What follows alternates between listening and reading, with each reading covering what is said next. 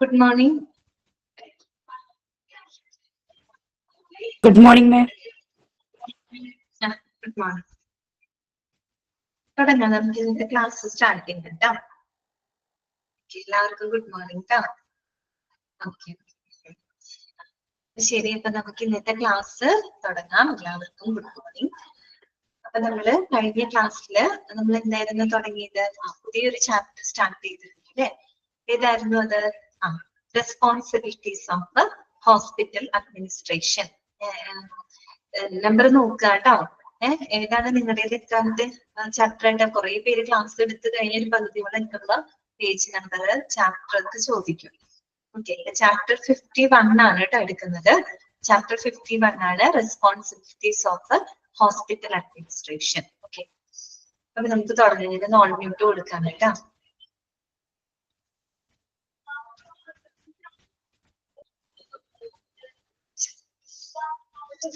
അപ്പൊ നമ്മള് കഴിഞ്ഞ ക്ലാസ്സില് രണ്ടെണ്ണമാണ് നമ്മൾ പറഞ്ഞത് അല്ലെ? റെസ്പോൺസിബിലിറ്റീസ് ഓഫ് ഹോസ്പിറ്റൽ അഡ്മിനിസ്ട്രേഷൻ നമ്മൾ 2 പോയിന്റുകൾ മാത്രമാണ് പറഞ്ഞത്. ഒരു ഹോസ്പിറ്റൽ അഡ്മിനിസ്ട്രേറ്റർക്ക് എന്തൊക്കെ ഉത്തരവാദിത്തങ്ങളാണ് ചെയ്യാനായിട്ടുള്ളത് അല്ലെ? അപ്പൊ 10 പോയിന്റ് നിങ്ങൾക്ക് പഠിക്കാനുണ്ട്. അത് 2 പോയിന്റ് നമ്മൾ ഓൾറെഡി ഡിസ്കസ് ചെയ്ത് കഴിഞ്ഞു കേട്ടോ. ഒന്നാമത്തെ പോയിന്റ് എന്തായിരുന്നു? സ്ട്രാറ്റജിക് പ്ലാനിങ് ആയിരുന്നു. ഇത് പറഞ്ഞല്ലോ, ഒരു ലോങ് ടേം പ്ലാനിങ് എപ്പോഴും ഉണ്ടായിരിക്കണം അല്ലെ? സ്ട്രാറ്റജിക് പ്ലാനിങ് ഒന്നാമത്തെ പോയിന്റ് ആയിരുന്നു. രണ്ടാമത്തെ നമ്മൾ പറഞ്ഞത് ഫിനാൻഷ്യൽ മാനേജ്മെന്റ് ആണ് അല്ലെ? ഫിനാൻഷ്യൽ മാനേജ്മെന്റ് ഏതൊരു ഓർഗനൈസേഷനെ സംബന്ധിച്ച് നോക്കുകയാണെങ്കിൽ നമുക്കറിയാം, ഫിനാൻഷ്യൽ സ്റ്റെബിലിറ്റി എന്ന് പറയുന്നത് വളരെ ഇമ്പോർട്ടന്റ് ആയിട്ടുള്ള ഒരു കാര്യമാണ് അല്ലെ? ഫിനാൻഷ്യൽ സ്റ്റെബിലിറ്റി ഇല്ലാന്നുണ്ടെങ്കിൽ ആ ഒരു ബിസിനസ്സിനായാലും ഒരു ഓർഗനൈസേഷനായാലും പിന്നെ എന്തുണ്ടാവില്ല? നിലനിൽപ്പ് ഉണ്ടാവില്ല അല്ലെ? അപ്പൊ നമ്മൾ ഈ പോയിന്റ് എവിടെ പഠിച്ചിട്ടുണ്ട്? ഹോസ്പിറ്റൽ അഡ്മിനിസ്ട്രേഷൻ എന്ന് പറയുന്ന വേറൊരു ചാപ്റ്റർ ഞാൻ എടുത്തതാണ്. അപ്പൊ അതിനകത്ത് ഈ പോയിന്റ് പറഞ്ഞു പോകുന്നത് കേട്ടോ. അതുവരെയാണ് നമ്മൾ പറഞ്ഞിരുന്നത്. ഓക്കെ, അപ്പൊ നമുക്ക് തേർഡ് പോയിന്റ് തൊട്ട് നോക്കാം കേട്ടോ. മൂന്നാമത്തെ പോയിന്റ് ഇതാണ്, പോളിസി ഡെവലപ്മെന്റ് ആൻഡ് ഇംപ്ലിമെന്റേഷൻ. ഇതാണ് പോളിസി ഡെവലപ്മെന്റ് ആൻഡ് ഇംപ്ലിമെന്റേഷൻ. ഇതാണ് പേര് കേൾക്കുമ്പോൾ തന്നെ നമുക്കറിയാം അല്ലെ? കൃത്യമായിട്ടുള്ള ചില നയങ്ങള്, നടപടിക്രമങ്ങള് ഡെവലപ്പ് ചെയ്യുന്നതും. അതുകൊണ്ട് ഡെവലപ്പ് ചെയ്താൽ മാത്രം പോരാ, അത് എന്ത് ചെയ്യാൻ കൂടെ വേണം? നല്ല രീതിയിൽ അത് ഇംപ്ലിമെന്റ് ചെയ്യണം അല്ലെ? നടപ്പിലാക്കണം. അത് ആരുടെ ഉത്തരവാദിത്തമാണ്? ഒരു ഹോസ്പിറ്റൽ അഡ്മിനിസ്ട്രേറ്ററുടെ റെസ്പോൺസിബിലിറ്റി ആണ്. നമുക്ക് വായിക്കാതെ എന്താണ്? The hospital administrators set up policies and procedures to conduct the operation of the facility. Underline ചെയ്തത് കേട്ടോ. അതായത് നമ്മുടെ ഹോസ്പിറ്റലിലെ എല്ലാവിധ പ്രവർത്തനങ്ങളും നല്ല രീതിയിൽ കണ്ടക്ട് ചെയ്യുന്നതിന് വേണ്ടിയിട്ടുള്ള പോളിസികളും പ്രൊസീജിയറുകളും എല്ലാം തന്നെ സെറ്റപ്പ് ചെയ്യുന്നത് ആരുടെ ഉത്തരവാദിത്വമാണ്? നമ്മുടെ ഈ പറയുന്ന ഹോസ്പിറ്റൽ അഡ്മിനിസ്ട്രേറ്ററുടെ റെസ്പോൺസിബിലിറ്റി ആണ്. ഓക്കെ, ക്ലാസ്സിൽ ശ്രദ്ധിക്കുന്നില്ല എല്ലാവരും? വേറെ എന്തെങ്കിലും ഡിസ്കഷനിലാണോ? മെസ്സേജ് വരുന്നുണ്ട്. വേറെ എന്തെങ്കിലും കാര്യങ്ങളുണ്ടോ? ഡൗട്ട് എന്തെങ്കിലും ഉണ്ടോ? ഇല്ല. ഓക്കെ, അപ്പോ പോളിസി ഡെവലപ്മെന്റ് മനസ്സിലായല്ലോ. അതായത് ഒരു ഫെസിലിറ്റിക്കകത്തെ ഓപ്പറേഷൻസ്, പ്രവർത്തനങ്ങളെല്ലാം തന്നെ നല്ല രീതിയിൽ കണ്ടക്ട് ചെയ്യുന്നതിന് വേണ്ടിയിട്ടുള്ള പോളിസികളും പ്രൊസീജിയറുകളും എല്ലാം തന്നെ സെറ്റ് ചെയ്യുന്നത് ആരുടെ ഉത്തരവാദിത്തമാണ്? ഹോസ്പിറ്റൽ അഡ്മിനിസ്ട്രേറ്ററുടെ റെസ്പോൺസിബിലിറ്റി ആണ്. അപ്പൊ നിങ്ങളത് പ്രാക്ടിക്കൽ ലൈഫിൽ നിങ്ങൾക്ക് അത് ആവശ്യമായിട്ട് വരും കേട്ടോ. അപ്പൊ നോക്കാം, they ensure compliance with legal and regulatory needs, encourage patient safety and maintain ethical standards within the hospital. എങ്ങനെയാണ് ഈ പറയുന്ന രീതിയിൽ എല്ലാവിധ ലീഗൽ റെഗുലേറ്ററി നീഡ്സുകളെല്ലാം തന്നെ ആ ഒരു ഹോസ്പിറ്റലിൽ പാലിക്കുന്നുണ്ടോ എന്ന് ഉറപ്പാക്കണം അല്ലെ? നമ്മൾ എത്തിക്കൽ ലീഗൽ ഇഷ്യൂസ് ഒക്കെ ചാപ്റ്റർ പഠിച്ചിട്ടുണ്ട്. അപ്പൊ എല്ലാവിധ ലീഗൽ റെഗുലേറ്ററി നീഡ്സുകളും കൃത്യമായിട്ടൊരു ഹോസ്പിറ്റല് പാലിച്ചുകൊണ്ടായിരിക്കണം അവർ എന്ത് ചെയ്യേണ്ടത്? സേവനങ്ങൾ കൊടുക്കേണ്ടത്. അപ്പോൾ ലീഗൽ റെഗുലേറ്ററി നീഡ്സുകൾ എല്ലാം തന്നെ കൃത്യമായിട്ട് പാലിക്കുന്നുണ്ടോ എന്ന് ഉറപ്പുവരുത്തുകയും എൻകറേജ് ദ പേഷ്യന്റ് സേഫ്റ്റി, അതിനോടൊപ്പം തന്നെ എന്താണ്? പേഷ്യന്റിന്റെ സേഫ്റ്റി അല്ലെ? രോഗികളുടെ സുരക്ഷിതത്വം അതെന്ത് ചെയ്യണം? എൻകറേജ് ചെയ്യണം അല്ലെ? ഉറപ്പുവരുത്തുന്നതും. അതോടൊപ്പം തന്നെ maintain ethical standards within the hospital. അതായത് ഹോസ്പിറ്റലിനകത്ത് എല്ലാവിധ എത്തിക്കൽ സ്റ്റാൻഡേർഡ്സുകളും നിലനിർത്തുകയും ചെയ്യും. ഇത്തരത്തിലുള്ള പ്രവർത്തനങ്ങൾക്കൊക്കെ വേണ്ടിയിട്ടുള്ള പോളിസികൾ കൃത്യമായിട്ട് ഡെവലപ്പ് ചെയ്യേണ്ടതും ഇംപ്ലിമെന്റ് ചെയ്യേണ്ടതും അഡ്മിനിസ്ട്രേറ്ററുടെ റെസ്പോൺസിബിലിറ്റിയാണ്. അപ്പൊ മൂന്നാമത്തെ പോയിന്റ് ക്ലിയർ ആയില്ലേ? Policy development and implementation. ഇനി നാലാമത്തെ പോയിന്റ്, ഫോർത്ത് പോയിന്റ് എന്താണ്? Human resource management, HR management. നമ്മൾ ഡിപ്പാർട്ട്മെന്റ്സ് പഠിച്ചപ്പോൾ അതിന് മൂന്നാമത്തെ ഒരു വിഭാഗം പഠിച്ചിരുന്നു, അഡ്മിനിസ്ട്രേറ്റീവ് ഡിപ്പാർട്ട്മെന്റ്. അതിനകത്ത് വന്നൊരു പോയിന്റ് ആയിരുന്നു HR മാനേജ്മെന്റ്. എന്തായിരിക്കും HR എന്ന് പറയുന്നത്? എന്തായിരിക്കും? അതായത് ആ ഹോസ്പിറ്റലിലേക്ക് ആവശ്യമായിട്ടുള്ള സ്റ്റാഫുകളെ എന്ത് ചെയ്യുക? റിക്രൂട്ട് ചെയ്യുക, അല്ലെ? അവരെ തെരഞ്ഞെടുക്കുക, അവർക്ക് വേണ്ട പരിശീലനങ്ങൾ കൊടുക്കുക, അവർക്ക് വേണ്ട മാർഗനിർദ്ദേശങ്ങൾ കൊടുക്കുക. അതെ, ഹെഡ് ഓഫ് ദ ഡിപ്പാർട്ട്മെന്റ് ആണ്. അതോടൊപ്പം തന്നെ എന്താണ്? ശരിയാണ് കേട്ടോ രാധിക. പിന്നെ അത് മാത്രമല്ല, അവർക്കൊരു നല്ല തൊഴിൽ അന്തരീക്ഷം ഒരുക്കി കൊടുത്തുകൊണ്ട് വേണം നമ്മൾ എന്ത് ചെയ്യാനായിട്ട്? അത്തരം പ്രവർത്തനങ്ങൾ ചെയ്യാനായിട്ട്. അതാണ് ഹ്യൂമൻ റിസോഴ്സ് മാനേജ്മെന്റിൽ ഉദ്ദേശിക്കുന്നത്. നമ്മൾ അവിടെ പഠിച്ച കാര്യമാണ്, അത് തന്നെയാണ് പറയുന്നത് കേട്ടോ.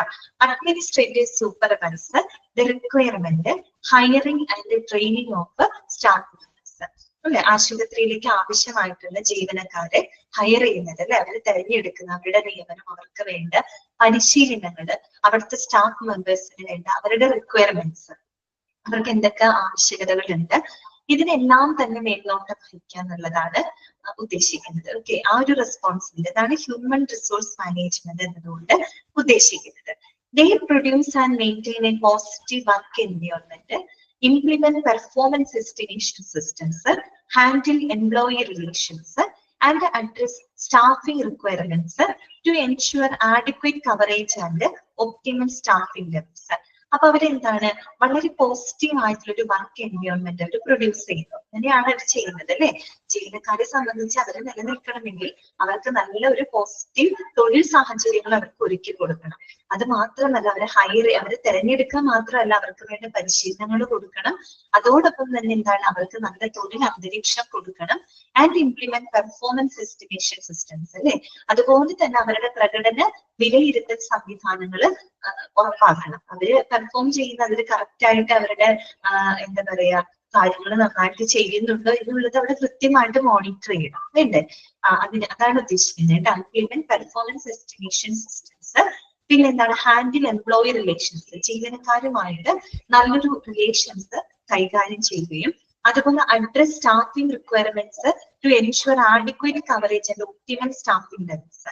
അതുപോലെ ആ ഹോസ്പിറ്റലിനകത്ത് ഒരു ഒപ്റ്റിമൽ സ്റ്റാഫിംഗ് ലെവല് ഉറപ്പാക്കുന്നതിന് ഈ കവറേജ് ഉറപ്പാക്കാൻ. ദാറ്റ് മീൻസ് എന്താണ്? ചില സ്റ്റാഫുകള് എന്തിനാ നല്ല തൊഴിൽ അന്തരീക്ഷമല്ല, അല്ലെങ്കിൽ നല്ല രീതിയിലുള്ള പ്രിവിലേജസോ ഒന്നും ഇല്ലെന്നുണ്ടെങ്കിൽ അവിടുത്തെ സ്റ്റാഫുകൾ എന്ത് ചെയ്യും? ആ ജോലി വിട്ടവര് പോകും, അല്ലെ? ജോലി വിട്ടവര് പോകും. നമ്മൾ പഠിച്ചിട്ടുണ്ട് പബ്ലിക് റിലേഷൻ ആക്ട്. അപ്പോ എന്ത് ചെയ്യുന്നതെന്ന് വെച്ചാൽ ആ ഒരു ഒപ്റ്റിമൽ സ്റ്റാഫിംഗ് ലെവല്, അതിന്റെ ആ ഒരു കവറേജ് നിലനിർത്തുന്നതിന് വേണ്ടിയിട്ട് സ്റ്റാഫുകളുടെ ആവശ്യങ്ങൾ കൃത്യമായിട്ട് മനസ്സിലാക്കണം, അല്ലെ? അവരുടെ ആവശ്യങ്ങൾ കൃത്യമായിട്ട് മനസ്സിലാക്കിയിട്ട്, അവരുടെ പ്രോബ്ലംസുകൾ കൃത്യമായിട്ട് മനസ്സിലാക്കിയിട്ട് അതിനെ അഡ്രസ് ചെയ്യാൻ, അവർക്ക് വേണ്ട കാര്യങ്ങള് പ്രോബ്ലംസ് ആയി അതിന് പരിഹാരം കാണാൻ, അവരുടെ ആവശ്യകതകൾ എന്തൊക്കെയാണെന്ന് തിരിച്ചറിഞ്ഞിട്ട് അവർക്ക് അതിനനുസരിച്ചുള്ള സേവനങ്ങൾ കൊടുക്കുക. അങ്ങനെയൊക്കെയാണ് എന്ത് ചെയ്യേണ്ടത്?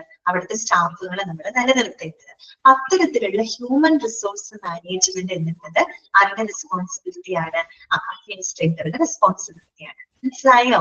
ഹ്യൂമൻ റിസോഴ്സ് മാനേജ്മെന്റ് എന്താണെന്നുള്ളത്? അതായത് സ്റ്റാഫുകളെ, ജീവനക്കാരെ അവരെ തെരഞ്ഞെടുക്കണം, അല്ലെ? അവരെ നിയമിക്കണം, അവർക്ക് വേണ്ട പരിശീലനങ്ങൾ കൊടുക്കണം, അതോടൊപ്പം അവരുടെ ആവശ്യകതകൾ കണ്ടറിഞ്ഞ് ചെയ്യണം. അതിനൊക്കെ മേൽനോട്ടം വഹിക്കാം. അതാണ് ഹ്യൂമൻ റിസോഴ്സ് മാനേജ്മെന്റ്. അതെങ്ങനെയൊക്കെയാണ് ചെയ്യുന്നത്? അവർക്ക് നല്ല പോസിറ്റീവ് ആയിട്ടുള്ള തൊഴിൽ സാഹചര്യങ്ങൾ അവർക്ക് പ്രൊവൈഡ് ചെയ്ത് കൊടുക്കുക. അത് മാത്രമല്ല, അവരുടെ പ്രകടനങ്ങൾ കൃത്യമായിട്ട് എന്ത് ചെയ്യണം? മോണിറ്റർ ചെയ്യണം. ഓക്കെ, മോണിറ്റർ ചെയ്യണം. അതുപോലെ അവരുമായിട്ട് നല്ലൊരു റിലേഷൻഷിപ്പ് കീപ്പ് ചെയ്യണം. അതുപോലെ അവരുടെ ആവശ്യകതകൾ എന്താണെന്നുള്ളത്, ആവശ്യകതകൾ മാത്രമല്ല, അവർക്ക് ചിലപ്പോൾ എന്തെങ്കിലും പ്രോബ്ലംസ് ഒക്കെ ഉണ്ടെങ്കിൽ അത് കൃത്യമായിട്ട് മനസ്സിലാക്കിയിട്ട് അതിനുള്ള കാര്യങ്ങളും ചെയ്യാം. എന്നാൽ മാത്രമാണ് നമുക്കൊരു ഒപ്റ്റിമൽ സ്റ്റാഫിംഗ് ലെവല് ആ ഒരു ഹോസ്പിറ്റലിൽ മെയിൻറ്റെയിൻ ചെയ്യാനായിട്ട് പറ്റും.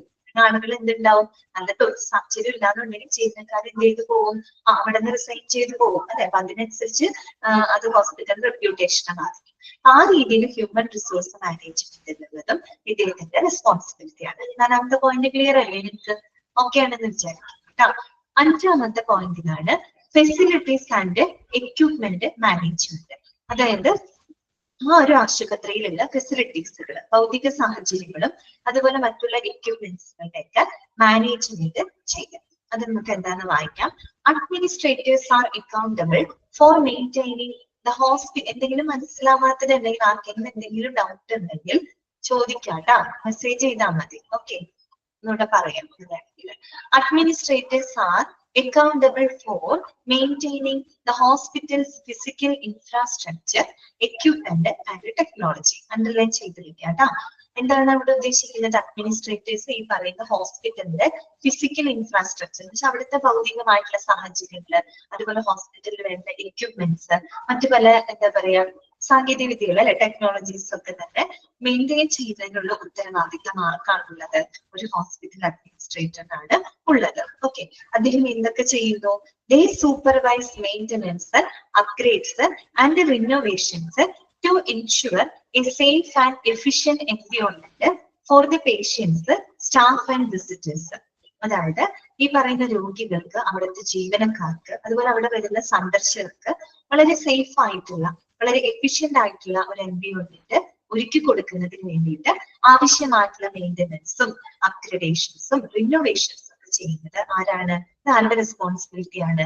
അഡ്മിനിസ്ട്രേറ്ററുടെ റെസ്പോൺസിബിലിറ്റി. ചുരുക്കി പറഞ്ഞു കഴിഞ്ഞാല് നല്ല ഭൗതിക സാഹചര്യങ്ങൾ ഒരുക്കി കൊടുക്കുക അല്ലെ, അത് വളരെ വേണ്ടപ്പെട്ട ഒരു കാര്യമാണ്. ഒരു ഹോസ്പിറ്റലിൽ വരുമ്പോ അത്ര നല്ല ചുറ്റുപാടുകളല്ല എന്നുണ്ടെങ്കിൽ നമുക്ക് അവിടെ പോവാൻ ഒരു ഇൻട്രസ്റ്റ് ഉണ്ടാവില്ല അല്ലെ.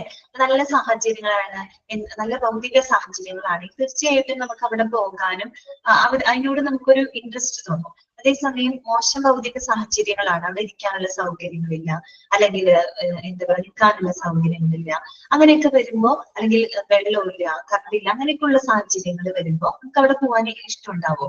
ഇല്ല. അതുകൊണ്ടാണ് പറയുന്നത് പേഷ്യൻസ് ആയിക്കോട്ടെ, അവിടുത്തെ സ്റ്റാഫുകൾ ആയിക്കോട്ടെ, മറ്റുള്ള എന്താ പറയാ അത് പോവാൻ തോന്നില്ല. മറ്റുള്ള വിസിറ്റേഴ്സിനായിക്കോട്ടെ, അവർക്ക് വളരെ സേഫ് ആയിട്ടുള്ള എഫിഷ്യന്റ് ആയിട്ടുള്ള എൻവയോൺമെന്റ് ഉറപ്പാക്കുന്നതിന് വേണ്ടിയിട്ട് അവിടെ അത്യാവശ്യം വേണ്ട മെയിൻ്റെനൻസുകൾ ചെയ്യുക, റിനോവേഷൻസ്, അപ്ഗ്രഡേഷൻസ്, നവീകരണങ്ങളൊക്കെ ചെയ്യുക, അതൊക്കെയാണ് നമ്മൾ ഉദ്ദേശിക്കുന്നത് കേട്ടോ. പോയിന്റ് ക്ലിയർ ആയില്ലേ? Facilities and equipment management. Okay, clear. നിങ്ങളെ പോയിന്റ് മാത്രം പഠിച്ചു വെക്കുക കേട്ടോ. അടുത്തത് ആറാമത്തെ പോയിന്റ് ഇതാണ്, quality assurance and patient safety. Quality assurance നമ്മളൊരു ചാപ്റ്റർ ആയിട്ട് തന്നെ പഠിച്ചിരുന്നു അല്ലെ. പിന്നെ ക്വാളിറ്റി മാനേജ്മെന്റ് നിങ്ങൾ പഠിക്കുന്നുണ്ട്. അപ്പൊ quality assurance and patient safety എന്താണ്? Administrators work to make sure that high quality healthcare delivery and patient safety within the hospital. അതായത് ഹോസ്പിറ്റലിനകത്ത് പേഷ്യന്റിന്റെ ആ ഒരു സുരക്ഷിതത്വം, അതുപോലെ വളരെ ഉയർന്ന നിലവാരത്തിലുള്ള ഒരു ആരോഗ്യ പരിചരണം ഉറപ്പാക്കുന്നതിന് വേണ്ടിയിട്ട് അഡ്മിനിസ്ട്രേറ്റേഴ്സ് വളരെ നല്ല രീതിയിൽ തന്നെ അവർ എന്ത് ചെയ്യുന്നുണ്ട്? പ്രവർത്തിക്കുന്നുണ്ട് അല്ലെ. ആ ക്വാളിറ്റി അഷ്വർ ചെയ്തുകൊണ്ടും അതോടൊപ്പം തന്നെ ക്വാളിറ്റി അഷ്വർ ചെയ്യുന്നതോടൊപ്പം തന്നെ പേഷ്യന്റിന്റെ സേഫ്റ്റി വളരെ ഇമ്പോർട്ടന്റ് ആണ് അല്ലെ.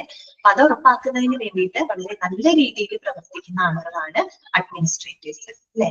Okay, they create and implement quality improvement initiatives. Quality improve ചെയ്യുന്നതിന് വേണ്ടിയിട്ടുള്ള എല്ലാ എന്താ പറയാ സംരംഭങ്ങളും അവര് ക്രിയേറ്റ് ചെയ്യുന്നുണ്ട് അല്ലെ. നമ്മൾ ക്വാളിറ്റി അഷ്വറൻസ് പഠിച്ച് ഇങ്ങനെയൊക്കെ ഓരോ മേഖലകളും എന്തെങ്കിലും ഡ്രോബാക്സ് ഉണ്ടെങ്കിൽ അത് കൃത്യമായിട്ട് തിരിച്ചറിഞ്ഞിട്ട് അതിന്റെ ക്വാളിറ്റി ഇംപ്രൂവ് ചെയ്യുന്നതിന് വേണ്ടിയിട്ടുള്ള നടപടികൾ അവർ എടുക്കണം.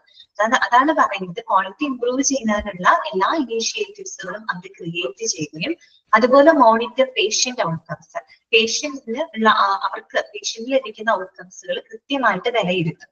ഇപ്പൊ നമ്മൾ ഒരു ഇംപ്രൂവ്മെന്റ്, ക്വാളിറ്റി ഇംപ്രൂവ് ചെയ്യാനുള്ള കാര്യങ്ങളൊക്കെ ചെയ്തു, അത് ചെയ്തിട്ട് അത് വേണ്ട രീതിയിൽ പേഷ്യൻസിലേക്ക് എത്തുന്നുണ്ടോ എന്നുള്ളത് അറിയണ്ടേ. അതിന് വേണ്ടിയിട്ട് പേഷ്യൻസിന്റെ ഔട്ട്കംസും കൃത്യമായിട്ട് എന്ത് ചെയ്യവര് അവരുടെ ഫീഡ്ബാക്സുകളൊക്കെ കൃത്യമായിട്ട് മോണിറ്റർ ചെയ്തും and encourage adherence to evidence based practices and clinical guidelines. അതായത് ഈ പറയുന്ന എവിഡൻസ് ബേസ്ഡ് ആയിട്ടുള്ള തെളിവുകൾ അടിസ്ഥാനമാക്കി, ദാറ്റ് മീൻസ് കൃത്യമായിട്ടുള്ള തെളിവുകൾ അല്ലെങ്കിൽ കൃത്യമായിട്ടുള്ള മാനദണ്ഡങ്ങൾക്ക് അനുസൃതമായിട്ട് എല്ലാ പ്രവർത്തനങ്ങളും അതുപോലെ തന്നെ നിർദ്ദേശങ്ങൾ പാലിക്കുന്നുണ്ടോ എന്ന്, അതായത് ക്വാളിറ്റി അഷ്വറൻസ് ആണ് അവിടെ ഉദ്ദേശിക്കുന്നത് കേട്ടോ. അതായത് സയന്റിഫിക്കലി പ്രൂവൺ ആണ്, അതായത് എവിഡന്റ് ആയിട്ടുള്ള കൃത്യമായിട്ടുള്ള സ്റ്റാൻഡേർഡുകൾക്ക് അനുസൃതമായിക്കൊണ്ട് വേണം അവിടുത്തെ പ്രവർത്തനങ്ങൾ നടക്കാനായിട്ട്. അതാണ് അവിടെ പറയുന്നത്. എവിഡൻസ് ബേസ്ഡ് ആയിട്ട് എല്ലാ പ്രവർത്തനങ്ങളും നിർദ്ദേശങ്ങളും പാലിക്കുന്നുണ്ടോ എന്ന് ഉറപ്പുവരുത്തിക്കൊണ്ടും ഈ പറയുന്ന ക്വാളിറ്റി ഇംപ്രൂവ് ചെയ്യാനുള്ള ഇനീഷ്യേറ്റീവ്സ് ഒക്കെ എടുത്തുകൊണ്ടും പേഷ്യൻസിന്റെ ഔട്ട്കംസ് മോണിറ്റർ ചെയ്തുകൊണ്ടും അവരെന്ത് ഉറപ്പാക്കുന്നു? ക്വാളിറ്റി അഷ്വറൻസ് ഉറപ്പാക്കുന്നു അല്ലെ. ഓക്കെ, ക്ലിയർ ആണല്ലോ. Quality assurance and patient safety. മനസ്സിലാവാത്ത ഏതെങ്കിലും ഭാഗങ്ങളുടെ ഇടയിൽ പറയുന്നോണ്ടാ. കുറച്ച് ബുദ്ധിമുട്ടുണ്ട്, ബോറിംഗ് ആണ്, കേട്ടിരിക്കാനും പറയാൻ വലിയ രസമുള്ള പോയിന്റുകളൊന്നും അല്ല കേട്ടോ. അങ്ങനത്തെ ഒരു ചാപ്റ്റർ ആണിത്. അടുത്തതാണ് ഏഴാമത്തെ കമ്മ്യൂണിറ്റി റിലേഷൻസ് കേട്ടോ. കമ്മ്യൂണിറ്റി റിലേഷൻസ് എന്തായിരിക്കും? പേര് കേൾക്കുമ്പോൾ തന്നെ നമുക്കറിയാം അല്ലെ. ഒരു ഹോസ്പിറ്റൽ എന്ന് പറയുന്ന ഒരു കമ്മ്യൂണിറ്റിയിലാണ് നടക്കുന്നത്, ഒരു സൊസൈറ്റിയിലാണ്. ആ കമ്മ്യൂണിറ്റി ആയിട്ടും എന്ത് വേണം? നല്ലൊരു റിലേഷൻഷിപ്പ് കീപ്പ് ചെയ്യണം അല്ലെ. നമ്മൾ പബ്ലിക് റിലേഷൻ പഠിച്ചതാണ്, അപ്പൊ നമുക്ക് അതിനെ കുറിച്ച് അറിയാം. അപ്പൊ നോക്കുക, hospital administrators play an important role in maintaining a positive relationship with the community. അല്ലെ, റിലേഷൻഷിപ്പ് എന്ന് പറയുമ്പോൾ രണ്ട് രീതിയിലാണ്, പോസിറ്റീവ് ആവാം നെഗറ്റീവ് ആവാം. നമ്മൾ ഇവിടെ എന്താണ് ക്രിയേറ്റ് ചെയ്യേണ്ടത്? ഒരു പോസിറ്റീവ് റിലേഷൻഷിപ്പ് ആണ് അല്ലെ. കമ്മ്യൂണിറ്റിയുമായിട്ടൊരു പോസിറ്റീവ് റിലേഷൻഷിപ്പ് നിലനിർത്തുന്നതിന് നിർണായക പങ്ക് വഹിക്കുന്നത് ആര് തന്നെയാണ്? ഒരു ഹോസ്പിറ്റൽ അഡ്മിനിസ്ട്രേറ്റർ ആണ്. ഇങ്ങനെയൊക്കെയാണ് അവരുടെ ഒരു പോസിറ്റീവ് റിലേഷൻഷിപ്പ് കീപ്പ് ചെയ്യുന്നത്. ഇങ്ങനെയൊക്കെയാണ് they engage in community outreach programs, cooperate with the local organization അല്ലെ. കമ്മ്യൂണിറ്റി ഔട്ട്റീച്ച് പ്രോഗ്രാമുകളിലൊക്കെ അവർ എൻഗേജ് ചെയ്യും. കമ്മ്യൂണിറ്റിയിലോട്ട് ഇറങ്ങി ചെന്നുകൊണ്ടുള്ള ചില പ്രോഗ്രാമുകൾ, പറയുകയാണെങ്കിൽ ഇപ്പൊ സൗജന്യ നേത്രരോഗ ചികിത്സാ ക്യാമ്പുകൾ അല്ലെ, നമ്മൾ കമ്മ്യൂണിറ്റിക്ക് വേണ്ടിയിട്ട് നടത്തുന്നതാണ് അല്ലെ. കമ്മ്യൂണിറ്റിയിലേക്ക് ആശുപത്രികളുടെ സേവനം കമ്മ്യൂണിറ്റിയിലേക്ക് ഇറങ്ങി ചെന്നുകൊണ്ട് ചെയ്യുന്ന പ്രോഗ്രാമുകളാണ് അല്ലെ. അപ്പൊ കൂടുതൽ എന്താണ്? ആ ഹോസ്പിറ്റലുമായിട്ട് ഇടപഴകാനുള്ള ഒരു അവസരം ആർക്കുണ്ടാവാണ്? പബ്ലിക്കിൽ ഉണ്ടാവാണ്. അപ്പൊ സൗജന്യ നേത്രരോഗ ക്യാമ്പുകൾ, അതുപോലെ ക്യാൻസർ സ്ക്രീനിങ് ക്യാമ്പുകൾ നടത്താറുണ്ട്. അതുപോലെ തന്നെ ചിലപ്പോൾ ന്യൂട്രീഷൻ പ്രോഗ്രാമുകളൊക്കെ കണ്ടക്ട് ചെയ്യാറുണ്ട് അല്ലെ. അങ്ങനെയുള്ള തന്നെ ക്യാമ്പുകൾ അതാണ് ഉദ്ദേശിക്കുന്നത് കേട്ടോ. അത് എൻഗേജ് ഇൻ കമ്മ്യൂണിറ്റി ഔട്ട്റീച്ച് പ്രോഗ്രാംസിൽ അത് എൻഗേജ് ചെയ്യുന്നു. അതുപോലെ കോപ്പറേറ്റ് വിത്ത് ലോക്കൽ ഓർഗനൈസേഷൻസ്. അപ്പൊ അതിന് വേണ്ടിയിട്ട് പല ലോക്കൽ ഓർഗനൈസേഷൻ, ചിലപ്പോൾ പഞ്ചായത്താണോ, ചിലപ്പോൾ മുനിസിപ്പാലിറ്റി ആണോ, ചില ഏരിയകളിലൊക്കെ നടത്തുമ്പോൾ നമുക്ക് അവിടുത്തെ പഞ്ചായത്തിന്റെ അനുമതി കാര്യങ്ങളൊക്കെ വേണം അല്ലെ. അവരുടെ ഒരു എന്താ പറയാ അപ്രൂവൽ ഉണ്ടെങ്കിൽ മാത്രമേ നമുക്ക് അങ്ങനെ ക്യാമ്പുകൾ കണ്ടക്ട് ചെയ്യാൻ പറ്റുള്ളൂ. ചില സ്കൂളുകളിലൊക്കെ ക്യാമ്പുകളൊക്കെ വെക്കണമെങ്കിൽ നമുക്ക് പഞ്ചായത്തിന്റെ അല്ലെങ്കിൽ മുനിസിപ്പാലിറ്റി എന്താണെന്ന് വെച്ചാൽ ആ ലോക്കൽ ഓർഗനൈസേഷനായിട്ട് നമുക്ക് കോപ്പറേറ്റ് ചെയ്യുന്നതായിട്ട് വരും. അതാണ് അവിടെ പറയുന്നത് കേട്ടോ. Cooperate with local organisations and assist the hospital service to meet the healthcare requirements of the community in an effective manner. അപ്പൊ അതുകൊണ്ട് വളരെ ഫലപ്രദമായിട്ടുള്ള രീതിയിൽ കമ്മ്യൂണിറ്റിയുടെ പബ്ലിക്കിന്റെ, അതാണ് ഉദ്ദേശിക്കുന്നത്, കമ്മ്യൂണിറ്റിയുടെ ആ ഒരു ആരോഗ്യ ആവശ്യകതകൾ, ആരോഗ്യ സുരക്ഷാ ആവശ്യകതകള് എന്താ പറയാ നിലനിർത്തുന്നതിന് വേണ്ടിയിട്ട് ഹോസ്പിറ്റലിന്റെ സേവനങ്ങൾ അസിസ്റ്റ് ചെയ്യുക. മനസ്സിലായോ പറഞ്ഞത്? അതായത് ആ ഒരു കമ്മ്യൂണിറ്റിയുടെ ആരോഗ്യ സംരക്ഷണ ആവശ്യങ്ങള് ഫലപ്രദമായിട്ട് നിറവേറ്റാൻ വേണ്ടിയിട്ട് ആശുപത്രിയെ അസിസ്റ്റ് ചെയ്യാം. ഓക്കെ, ആശുപത്രിയെ പിന്തുണയ്ക്കാം. ഇങ്ങനെയുള്ള കാര്യങ്ങളൊക്കെ ചെയ്യുന്നത് അങ്ങനെയാണ് ഒരു കമ്മ്യൂണിറ്റി റിലേഷൻസ് അവർ ഉണ്ടാക്കിയെടുക്കുന്നത്. മനസ്സിലായല്ലോ പോയിന്റ്? അപ്പൊ അതും ആരുടെ ഉത്തരവാദിത്തമാണ്? ഒരു ഹോസ്പിറ്റൽ അഡ്മിനിസ്ട്രേറ്ററുടെ റെസ്പോൺസിബിലിറ്റി ആണ്. ക്ലിയർ ആണല്ലോ കമ്മ്യൂണിറ്റി റിലേഷൻസ് എന്താണെന്നുള്ളത്? ക്ലിയർ ആണല്ലോ? അടുത്തതാണ് റിസ്ക് മാനേജ്മെന്റ് കേട്ടോ. റിസ്ക് മാനേജ്മെന്റ് അതായത് ഹോസ്പിറ്റലിന്റെ പ്രവർത്തനങ്ങളുമായിട്ട് ബന്ധപ്പെട്ട് പല ബുദ്ധിമുട്ടുകള്, പല റിസ്കുകൾ വരാം. അത് റിസ്ക് എന്ന് പറയുമ്പോൾ ചിലപ്പോൾ വിത്തിൻ്റെ ഹോസ്പിറ്റലിന്റെ ഉള്ളിൽ തന്നെ പല റിസ്കുകൾ വരാം, അല്ലെങ്കിൽ പബ്ലിക്കിൽ നിന്ന് ഹോസ്പിറ്റലിലോട്ട് വരുന്ന അങ്ങനെയുള്ള പല പല പ്രോബ്ലംസുകൾ ഫേസ് ചെയ്യേണ്ടതായിട്ട് വരും. അതാണ് അവിടെ റിസ്ക് എന്നതുകൊണ്ട് ഉദ്ദേശിക്കുന്നത്. അത്തരം റിസ്കുകളൊക്കെ മാനേജ് ചെയ്യാനായിട്ട് ആർക്ക് ഉത്തരവാദിത്വമുണ്ട്? അഡ്മിനിസ്ട്രേറ്റർക്ക് ഉത്തരവാദിത്വമുണ്ട്. Administrations evaluate and manage the risk connected with the hospital operations. ഹോസ്പിറ്റലിന്റെ പ്രവർത്തനങ്ങളും അണ്ടർലൈൻ ചെയ്യാട്ടോ. ഹോസ്പിറ്റലിന്റെ പ്രവർത്തനങ്ങളുമായിട്ട് ബന്ധപ്പെട്ട് വരുന്ന എല്ലാ റിസ്കുകളും കൃത്യമായിട്ട് ഇവാലുവേറ്റ് ചെയ്യുന്നതിനും മാനേജ് ചെയ്യുന്നതിനും ആർക്കാണ് ഉത്തരവാദിത്തം? ഹോസ്പിറ്റൽ അഡ്മിനിസ്ട്രേറ്റർക്കാണ് ഉത്തരവാദിത്തം ഉള്ളത്. ഓക്കെ, ഇനി എങ്ങനെയൊക്കെയാണ് അവരത് ചെയ്യുന്നത്? ആ റിസ്കുകൾ എങ്ങനെയാണ് അവർ മാനേജ് ചെയ്യുന്നത്? They execute protocols and policies to minimize the potential risk. അപ്പൊ ഇത്തരത്തിലുള്ള റിസ്കുകൾ കുറയ്ക്കാനായിട്ട്, റിസ്ക് എന്ന് പറയുമ്പോൾ പല രീതിയിലുള്ള റിസ്കുകൾ ആവാട്ടോ. ഹോസ്പിറ്റലിന്റെ എന്തെങ്കിലും അതിനകത്തുനിന്നുണ്ടാവുന്ന പല ബുദ്ധിമുട്ടുകൾ ഉണ്ടാവാം, അല്ലെങ്കിൽ ഒരു ഹോസ്പിറ്റൽ ഒരു പബ്ലിക്കിന്റെ ഇടയിൽ അവർ കമ്മ്യൂണിറ്റിയിലാണ് നിലകൊള്ളുന്നത്. അപ്പൊ ഈ പറയുന്ന പബ്ലിക്കിൽ നിന്ന് വരുന്ന പല റിസ്കുകൾ വരാം, ഇങ്ങനെയൊക്കെ വരാം, എന്ത് വേണമെങ്കിലും ഉണ്ടാവാം. അപ്പോൾ ഇത്തരത്തിലുള്ള പൊട്ടൻഷ്യൽ റിസ്കുകളൊക്കെ തന്നെ മിനിമൈസ് ചെയ്യാനായിട്ട്, റെഡ്യൂസ് ചെയ്യുന്നതിന് വേണ്ടിയിട്ട് കൃത്യമായിട്ടുള്ള പ്രോട്ടോകോൾസും പോളിസികളൊക്കെ അവര് നടപ്പിലാക്കണം. ഓക്കെ, കൃത്യമായിട്ടുള്ള പ്രോട്ടോകോൾസ് അതുപോലെ പോളിസികളൊക്കെ നടപ്പിലാക്കണം. അതുപോലെ supervise patient and employee safety measures.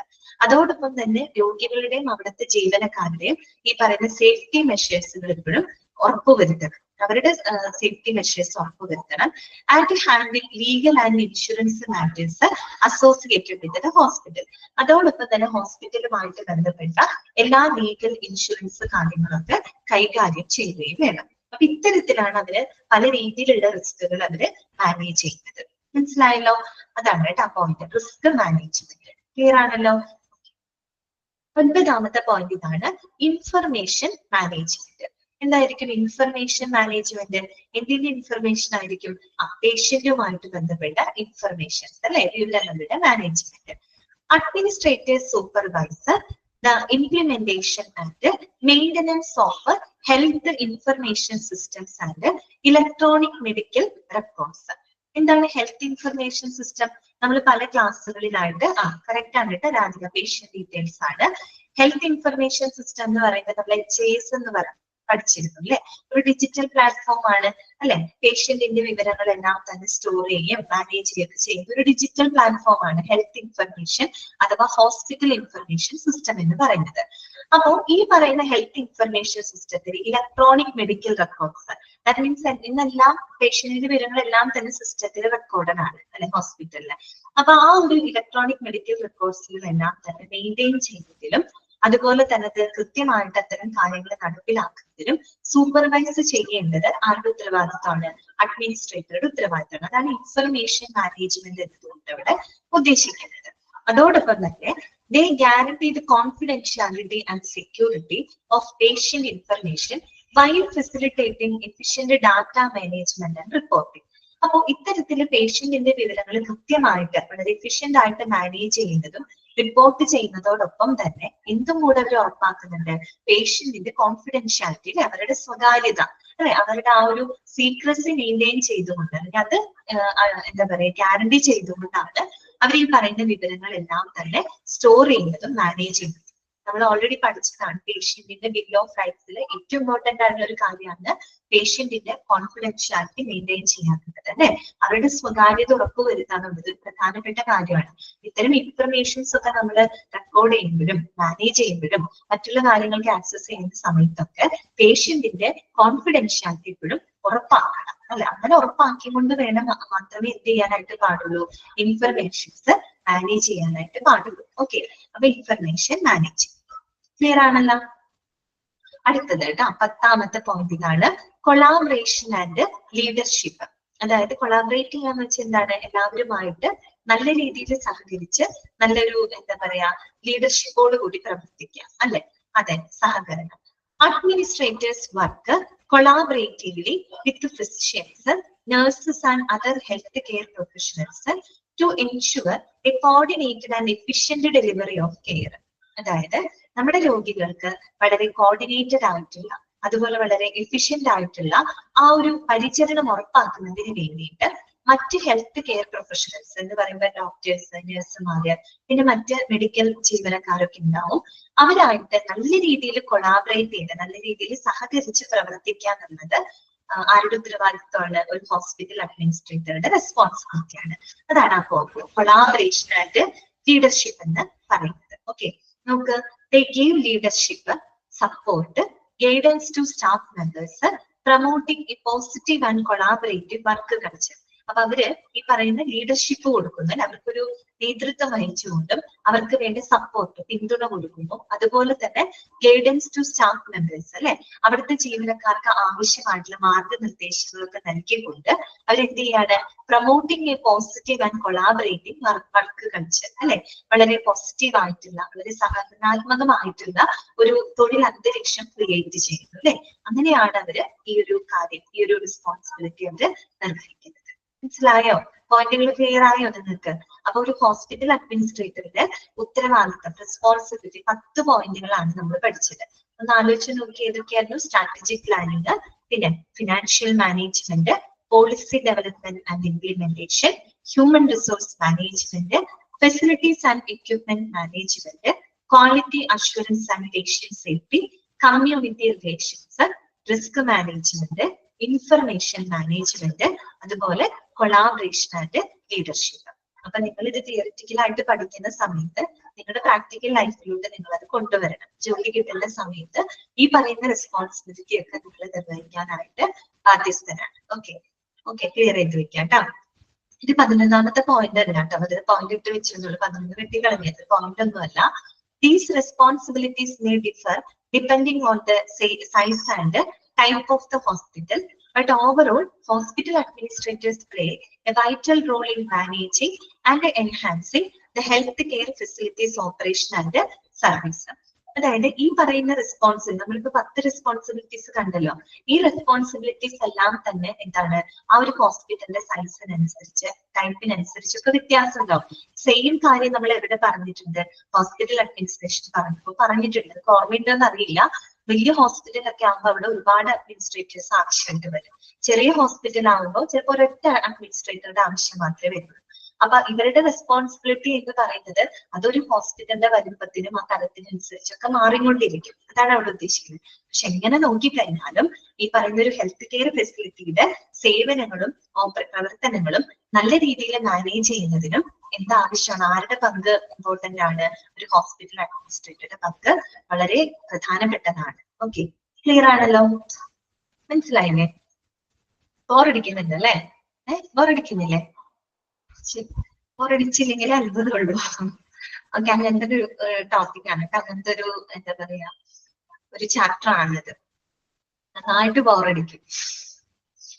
Okay, കേട്ടിരിക്കാൻ വലിയ സുഖം ഉണ്ടാവില്ല. ശരി, അവ എന്തായാലും അഡ്ജസ്റ്റ് ചെയ്യില്ലേ, കുറച്ച് നാളും കൂടെ ഇല്ലേ ഉള്ളൂ. ഇത് കഴിഞ്ഞാൽ നിങ്ങളുടെ കോഴ്സ് കംപ്ലീറ്റ് ആവും. ഓക്കെ, അപ്പൊ നോക്കട്ടാ. അടുത്ത ആളുടെ നമുക്ക് പഠിച്ചാലോ? അടുത്ത റെസ്പോൺസിബിലിറ്റീസ്. പതുക്കെ സമയം പോകുന്നുള്ളൂ അല്ലെ? അല്ലാത്ത സമയത്ത് പെട്ടെന്ന് സമയം പോകും, പതുക്കെ പോകുന്നുള്ളൂ. ഇന്റേൺഷിപ്പ് ഒന്നുമില്ല കേട്ടോ ഐശ്വര്യ, ഇന്റേൺഷിപ്പ് ഒന്നുമില്ല. നിങ്ങൾക്ക് തിയറി ക്ലാസ്സുകൾ മാത്രമാണ് നമ്മൾ പ്രൊവൈഡ് ചെയ്യുന്നത് കേട്ടോ. ഓക്കെ, ഓക്കെ ജസ്റ്റ് എക്സാം നമ്മുടെ ഈ 3rd ഉം 4th ഉം മൊഡ്യൂൾസ് കഴിയുമ്പോൾ അതിന്റെ മോഡൽ എക്സാം വരും കേട്ടോ.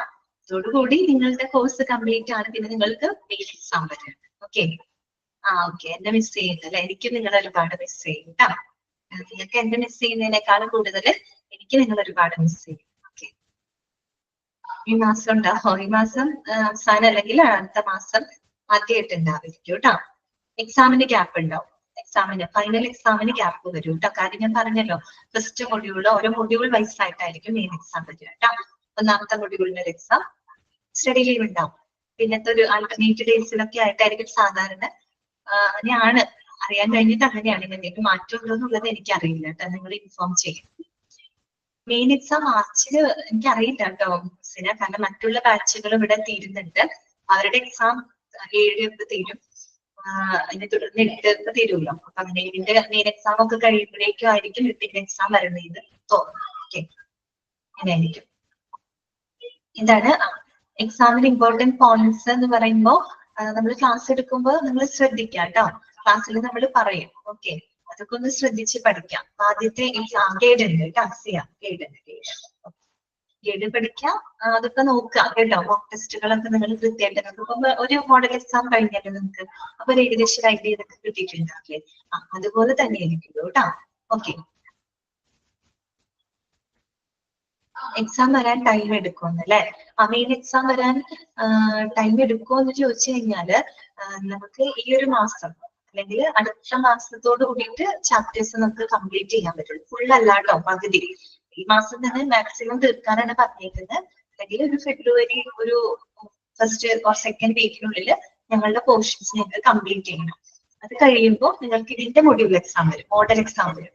നിങ്ങൾ 1st ഉം 2nd ഉം മൊഡ്യൂൾ എക്സാം എഴുതിയില്ലേ മോഡല്, അതുപോലെ 3rd ഉം 4th ഉം മോഡൽ എക്സാം വരും. അതും കൂടെ കഴിഞ്ഞിട്ടായിരിക്കും നിങ്ങൾക്ക് മെയിൻ എക്സാം വരാം.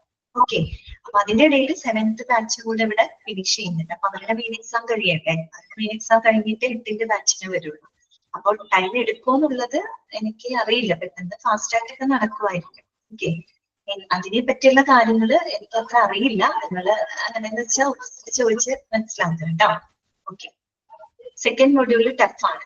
ഓക്കെ, മോഡൽ ഇത് കഴിയണം അക്ഷയ്, ഇത് കഴിയണം കേട്ടോ. 3rd ഉം 4th ഉം ചാപ്റ്റേഴ്സ് കംപ്ലീറ്റ് ആയിട്ടില്ലല്ലോ.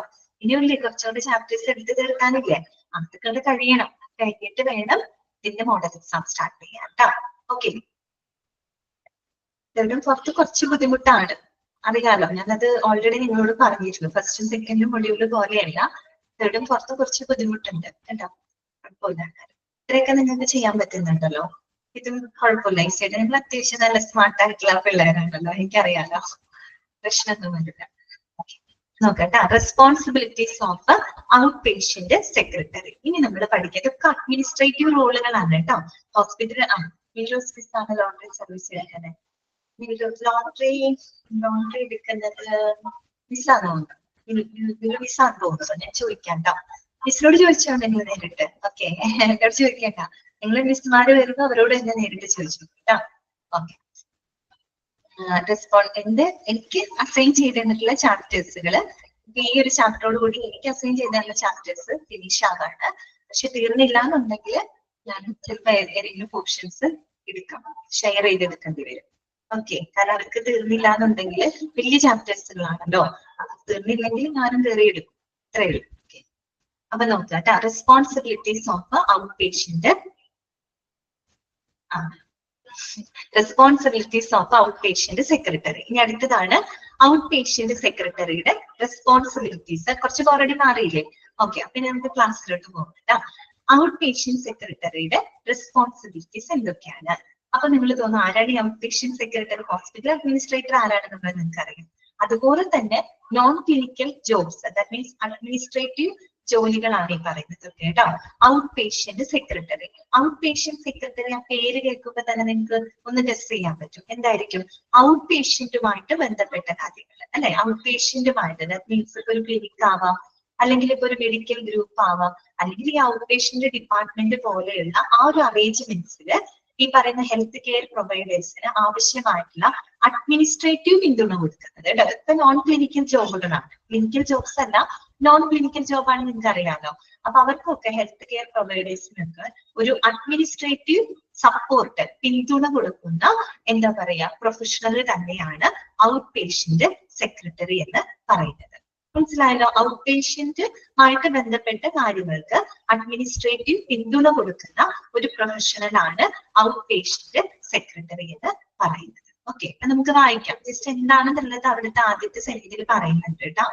The job description of an outpatient secretary in a hospital normally comprises a variety of administrative and clerical duties related to the operation of the outpatient department.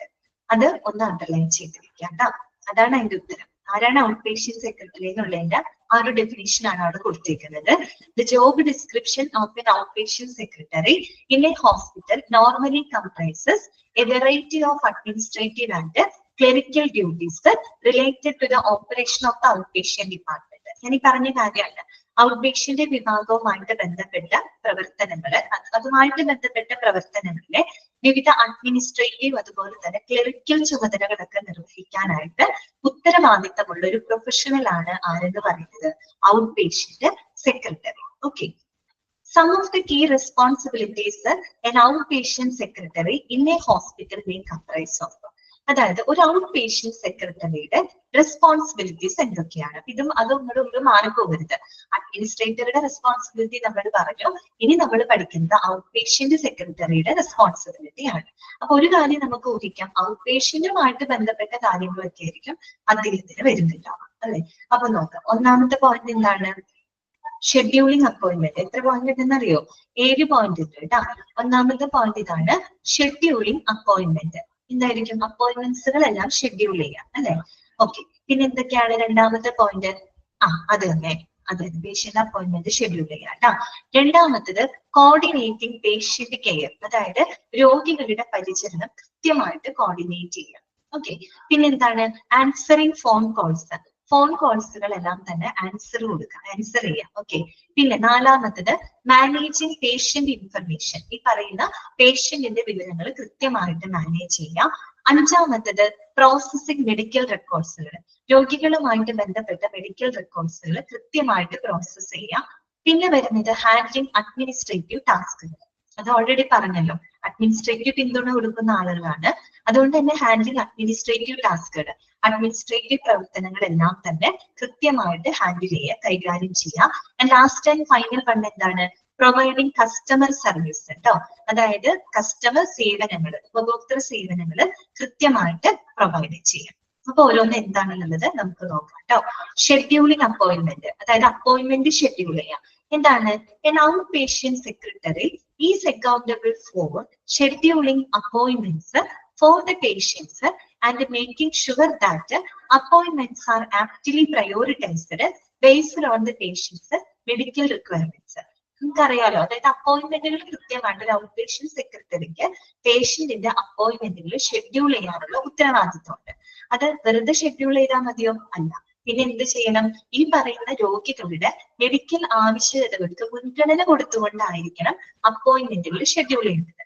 ചിലപ്പോ ഒരു doctor, ആ ഡോക്ടറെ കാണാനായിട്ട് ഇപ്പൊ നിരവധി patients ഉണ്ടെന്ന് വിചാരിക്കാം. പക്ഷെ ഒരുപാട് പേഷ്യൻസ് വരുമ്പോൾ എല്ലാവർക്കും നമുക്ക് ഒരേ സമയം ചിലപ്പോൾ അപ്പോയിന്റ്മെന്റ് കിട്ടിയെന്ന് വരില്ല. അത്യാവശ്യം ഡിമാൻഡുള്ള ഒരു എന്താ പറയാ ഡോക്ടറാണ് എങ്കിൽ ഇപ്പൊ അയാൾക്ക് ഒരുപാട് പേഷ്യൻസ് വരികയാണെങ്കിൽ ഒരേ സമയം ചിലപ്പോൾ എല്ലാ പേഷ്യൻസിനും അപ്പോയിന്റ്മെന്റ് നമുക്ക് ഷെഡ്യൂൾ ചെയ്യാൻ പറ്റുന്നില്ല. അപ്പൊ നമ്മൾ അവിടെ ഇങ്ങനെ ഷെഡ്യൂൾ ചെയ്ത് കൊടുക്കണം. ഇങ്ങനെയായിരിക്കും ചെയ്യേണ്ടാവുക. ആ രോഗികളുടെ മെഡിക്കൽ ആവശ്യകതകൾക്ക് പ്രയോറിറ്റി കൊടുത്തിട്ടുണ്ട്. ഇപ്പൊ കുറേ കൂടി സിവിയർ ആയിട്ടുള്ള അല്ലെങ്കിൽ സീരിയസ് ആയിട്ടുള്ള അസുഖങ്ങളുള്ളവരാണെങ്കിൽ നമ്മൾ എന്ത് ചെയ്യേണ്ടി വരും? ചിലപ്പോൾ അവർക്കൊരു പ്രയോറിറ്റി കൊടുക്കേണ്ടതായിട്ട് വരും. കാരണം അവർക്കാണ് അവിടെ കൂടുതൽ ആവശ്യകത, അല്ലെ? അപ്പൊ ആ ഒരു എന്താ പറയാ രോഗികളുടെ മെഡിക്കൽ ആവശ്യകതകൾക്ക് മുൻഗണന നൽകിക്കൊണ്ടായിരിക്കണം നമ്മൾ എന്ത് കൊടുക്കേണ്ടത്? ഈ പറയുന്ന അപ്പോയിന്റ്മെന്റ്സ് ഷെഡ്യൂൾ ചെയ്യേണ്ടത്. അത് ഉറപ്പാക്കേണ്ടത് ആര് തന്നെയാണ്? ഔട്ട് പേഷ്യന്റ് അതിന് മുൻഗണന കൊടുക്കണം. അതാണ് ഔട്ട് പേഷ്യന്റ് സെക്രട്ടറിയുടെ ഉത്തരവാദിത്തം. ഓക്കെ, ഇപ്പൊ ഷെഡ്യൂളിംഗ് അപ്പോയിന്റ്മെന്റ് എന്ന് പറഞ്ഞാൽ വെറുതെ അപ്പോയിന്റ്മെന്റ് ഷെഡ്യൂൾ ചെയ്താൽ മാത്രം പോരാ. ഈ പറയുന്ന രോഗികളുടെ മെഡിക്കൽ ആവശ്യകതകൾക്ക് മുൻഗണന നൽകിക്കൊണ്ടായിരിക്കണം എന്ത് ചെയ്യേണ്ടത്? അപ്പോയിന്റ്മെന്റ്സുകൾ ഷെഡ്യൂൾ ചെയ്യേണ്ടത്. ക്ലിയർ ആയല്ലോ? Point scheduling appointment. രണ്ടാമത്തെ പോയിന്റ് ഇതാണ്, കോർഡിനേറ്റിംഗ് പേഷ്യന്റ് കെയർ. അതായത് രോഗികളുടെ പരിചരണത്തിന് വേണ്ടിയിട്ട് എല്ലാവരെയും നല്ല രീതിയിൽ കോർഡിനേറ്റ് ചെയ്യാം. എന്താ നോക്കാം നമുക്ക്. Out patient secretary works keenly with other hospital staff to coordinate patient care. അല്ലെ? രോഗികൾക്ക് നല്ലൊരു പരിചരണം അല്ലെങ്കിൽ നല്ലൊരു പരിചരണം കോർഡിനേറ്റ് ചെയ്യുന്നതിന് നൽകുന്നതിന് വേണ്ടിയിട്ട് മറ്റുള്ള ഹോസ്പിറ്റൽ സ്റ്റാഫുകളുമായിട്ട് കോർഡിനേറ്റ് ചെയ്യണം. അതിനു വേണ്ടിയിട്ട് അവരുമായിട്ട് വളരെ ശ്രദ്ധയോടുകൂടി പ്രവർത്തിക്കേണ്ടത് ഒരു ഔട്ട് പേഷ്യന്റ് സെക്രട്ടറിയുടെ ഉത്തരവാദിത്വമാണ്. Which includes arranging for diagnostic test and procedures. അതായത് ഇപ്പൊ രോഗികൾക്കാണെങ്കിൽ ഈ പറയുന്ന രോഗനിർണയ പരിശോധനകളും നടപടിക്രമങ്ങളും കൃത്യമായിട്ട് അറേഞ്ച് ചെയ്യാം. ഗെറ്റിംഗ് മെഡിക്കൽ റെക്കോർഡ്സ്, പേഷ്യൻസിന്റെ മെഡിക്കൽ റെക്കോർഡ്സ് കൃത്യമായിട്ട് ലഭ്യമാക്കുക, അല്ലെങ്കിൽ അത് പ്രോസസ് ചെയ്യുക. And ensuring that patients receive apt follow up care. അത് മാത്രമല്ല, രോഗികൾക്കൊരു തുടർ ചികിത്സകളും നല്ല രീതിയിൽ ലഭിക്കുന്നുണ്ടെന്ന് ഉറപ്പാക്കുക. അപ്പൊ ഒരു രോഗി അവരുടെ ട്രീറ്റ്മെന്റ് കഴിഞ്ഞ് ആശുപത്രി വിട്ടുപോയാലും പിന്നീട് അവർക്കൊരു ഫോളോ അപ്പ് കെയർ ഒക്കെ കൊടുക്കണം, അല്ലെ? തുടർന്നുള്ള ഒരു പരിചരണം കൊടുക്കേണ്ട രോഗികളാണെങ്കിൽ അവർക്ക് വേണ്ട രീതിയിലുള്ള ഫോളോ അപ്പ് കെയർ ഒക്കെ കൊടുക്കണം. അങ്ങനെയൊക്കെ കൊടുക്കുന്നില്ല. ആ രീതിയിലുള്ള പേഷ്യന്റ് കെയർ ഉറപ്പാക്കുന്നതിന് വേണ്ടിയിട്ട് മറ്റുള്ള ഹോസ്പിറ്റൽ സ്റ്റാഫുകളുമായിട്ട് കോർഡിനേറ്റ് ചെയ്യാനുള്ള ഉത്തരവാദിത്തം ആർക്കാണുള്ളത്? ഒരു ഔട്ട് പേഷ്യന്റ് സെക്രട്ടറിക്കാണ് ഉള്ളത്. അതാണ് അവിടെ ഉദ്ദേശിക്കുന്നത് കേട്ടോ, കോർഡിനേറ്റിംഗ് പേഷ്യന്റ് കെയർ. ക്ലിയർ ആയോ point? Out patient secretary works keenly എന്ന് വെച്ചാൽ വളരെ ശ്രദ്ധിച്ചു കേട്ടോ, with other hospital staff to coordinate patient care. എന്തൊക്കെയാണ് പേഷ്യന്റ് കെയറിനകത്ത് വരുന്നത്? ഇങ്ങനെയുള്ള പേഷ്യന്റ് കെയർ ആണ്. which include arranging for diagnostic test and procedure, getting medical records, and ensuring that patient receive apt follow-up care. Okay, clear ആണല്ലോ? മൂന്നാമത്തെ point ഇതാണ്, answering phone calls. അറിയാലോ എന്താണ്? The outpatient secretary is accountable for answering phone calls and directing the patients to the concerned department or staff member. അതായത് ആ ഒരു out patient ഡിപ്പാർട്ട്മെന്റിലോട്ട് വരുന്ന phone കോൾസുകൾക്ക് കൃത്യമായിട്ട് മറുപടി കൊടുക്കേണ്ടത്. അവരായിട്ട് നല്ല ചിലപ്പോൾ ഔട്ട് പേഷ്യന്റിലേക്ക് എന്തെങ്കിലും ഇൻഫർമേഷൻ അറിയുന്നതിന് വേണ്ടിയിട്ട് ഫോൺ കോൾസ് വരെ അത് കൃത്യമായിട്ട് ആൻസർ ചെയ്യാം, കൃത്യമായിട്ട് അവരായിട്ട് കമ്മ്യൂണിക്കേറ്റ് ചെയ്യാം. അതോടൊപ്പം തന്നെ directing patients to the concerned department of staff members. പേഷ്യൻസിനെ കീൻലി എന്ന് വെച്ചാൽ ശ്രദ്ധയോട് കൂടിയിട്ടാ, ശ്രദ്ധയോടെ, കീൻലി ആയിട്ട്, കീൻലി എന്ന് വെച്ചാൽ ശ്രദ്ധയോടെ കേട്ടോ.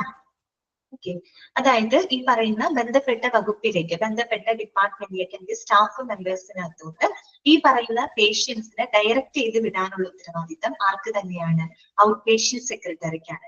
ഒരു പേഷ്യന്റ്, ഒരാള് വന്നു, ഒരു ഔട്ട് പേഷ്യന്റ് വരികയാണ്, അപ്പൊ അദ്ദേഹത്തിന് ഏത് ഡോക്ടറെ കാണാൻ, ഏത് ഡിപ്പാർട്ട്മെന്റിലേക്കാണ് അദ്ദേഹത്തിന് പോകേണ്ടത്, അവിടേക്ക് അദ്ദേഹത്തിന് ഡയറക്റ്റ് ചെയ്ത് വിടാനുള്ള ഉത്തരവാദിത്വം ആർക്ക് തന്നെയാണുള്ളത്? ഔട്ട് പേഷ്യന്റ് സെക്രട്ടറിക്കാണ് ഉള്ളത്. അപ്പൊ 3 പോയിന്റ് നമ്മൾ പഠിച്ചു കേട്ടോ. ഒന്ന് ഷെഡ്യൂളിംഗ് അപ്പോയിന്റ്മെന്റ്, മറ്റൊന്ന് കോർഡിനേറ്റിംഗ് പേഷ്യന്റ് കെയർ, മൂന്നാമത്തത് ആൻസറിംഗ് ഫോൺ കോൾസ്. ഓക്കെ, നാലാമത്തെ പോയിന്റ് എന്താണ്? മാനേജിങ് പേഷ്യന്റ് ഇൻഫർമേഷൻ, അല്ലെ? രോഗിയുടെ വിവരങ്ങൾ കൃത്യമായിട്ട് മാനേജ് ചെയ്യാം. എന്താണ് അവിടെ ഉദ്ദേശിക്കുന്നത്? Out patient secretary maintains exact and up-to-date patient information in the hospital's electronic medical record system. അതായത് നമ്മൾ നേരത്തെ പറഞ്ഞില്ലേ ഇലക്ട്രോണിക് മെഡിക്കൽ റെക്കോർഡ് സിസ്റ്റം എന്ന് പറയുന്നത് എന്താണ്?